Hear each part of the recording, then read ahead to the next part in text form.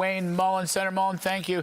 So, with a stroke of the pen, California's edict, no more gasoline-powered cars in that state, and I guess 11 other states, is gone.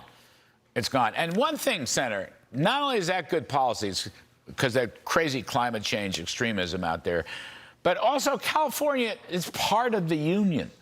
There's no separate laws that govern California. You know what I mean? This is perhaps an unnoticed part of this whole story. It's almost like the L.A. riot. They are part of the union. It's like Trump's trying to keep the union together. What do you make of that whole story? Well, and Larry, it wasn't 11. It was actually 17 other states was going to follow suit. Oh, wow. Yeah. So what this was for your audience is they were requiring by the end of next year 30% of all vehicles, meaning heavy trucks and little cars, all be electric vehicles, and by 2035, 100% electric.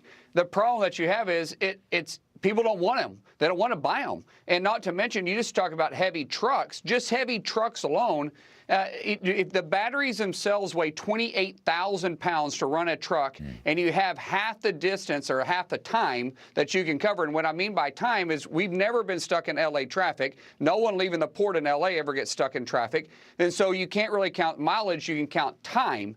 And so they time out. So you're going to add twice as many semis on the road in the state of California. At the same time, our roads and bridges aren't designed to carry that 28,000 extra pounds. But yet, you know, Governor Newsom once again shows that he can't actually lead. He can't actually think. He only bows down to the radical side of his party. And he's not a governor that actually thinks for the people, but he thinks for his own selfish political ambitions, which is why he's honestly the worst governor in the state. Well, I just think, you know, it's all about this climate scare stuff. That stuff has peaked. People have rejected that in the last election. Give consumers choice.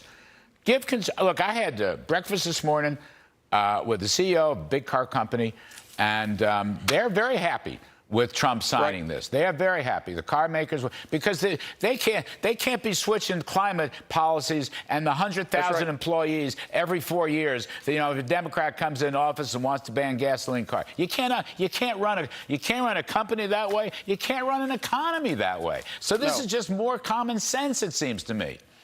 It is common sense, and once again, President Trump is stepping up and taking care of Governor Newsom's screw-up.